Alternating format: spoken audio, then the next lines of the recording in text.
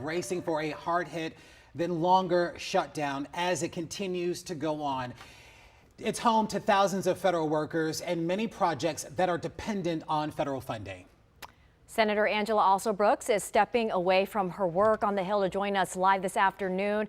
Thank you so much for joining us, Senator Alsobrooks. We know that you are extremely busy. Thanks for taking the time out. First off, what can you share about what's going on the Hill this afternoon? We know that the Senate just held some important votes. Yeah, well, you know what I can first say is that this entire episode was foreseeable. Very sadly, we've seen this administration has targeted federal employees for the entire year. So the firings that they're talking about, the pain that they hope to inflict on federal workers started when Russ Vought said, I hope that federal employees feel so traumatized that they won't want to come to work. So we've seen the dismantling of the government, repurposing it really to benefit billionaires. And now we've seen the ultimate, where Republicans have shut down the government rather than allow the American public to have affordable health care. And so this is really what this is about, is these Republicans who, by the way, have been in control. They control the White House, they control the Senate, they control the House of Representatives. And rather than allow Americans to have affordable health care, they'd rather shut down the federal government. Senator, Republicans have said that they will negotiate the idea of health care, but they want to do it once the government has reopened. Why can't we vote on that? Why is that not a reasonable issue on the table, one that you Democrats could potentially get behind? Well, you know, again, if you look at the history over the last several months, why would we have any reason to believe that that is in fact the intention of the Republicans? When we have seen the big, beautiful bill that cut Medicaid, we've seen also the cutting of supplemental nutrition. We know that as of this week, most Americans, and that's both Democrat and Republican, will receive notices that their insurance rates have gone up 15 to 20%. Without the ACA tax credit extension at the end of the year, we're expecting another 24 million people to lose their health care.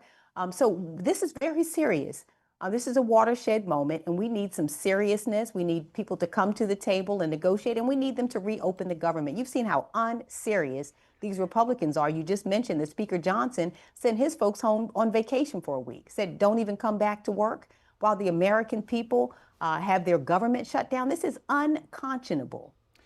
One of the things that we've heard from Republicans is that Democrats want to provide health insurance to illegal immigrants. Can you clear that up for us, please? Oh, it's not true. You know, the Medicaid, Medicare benefits, as well as ACA tax credits do not apply to illegal immigrants. The people who have said this know it's not true, but they hope that the American people focus on their lives rather than the fact that they're increasing their insurance premiums, rather than the fact that they have not kept the promises they've made about bringing down the cost of groceries. We have not seen the cost of goods go down. It is not the case that housing has become more affordable. And so the Republicans are, the Jedi mind trick is hoping that you don't pay attention, that the average American doesn't realize that their life has not, in fact, gotten any better since these people have been in control of government. They don't know how to govern.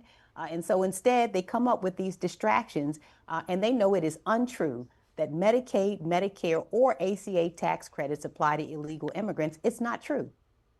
Senator Alsobrooks, we're clearly at this impasse, and impacted by all of this are federal workers and real people with families. What are you hearing from your constituents who are worried about losing their jobs permanently or for the short term?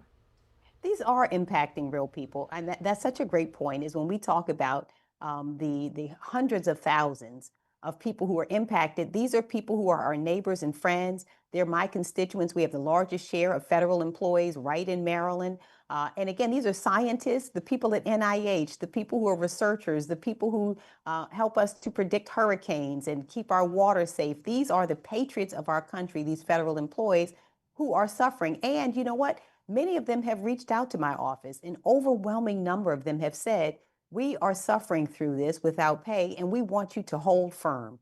They want us to stand up right now so that they have affordable health care. They want us to stand up against what we have seen over the last several months. It is the declining of our democracy with the free speech rights and so much of what else we've seen. We've seen, again, these horrible tariffs that have caused the cost of goods to go up. And they have called into my office en masse and said, do not cave in. We want you to stand firm, to stand on principle that we believe Americans deserve to live, We believe they deserve to have affordable health care.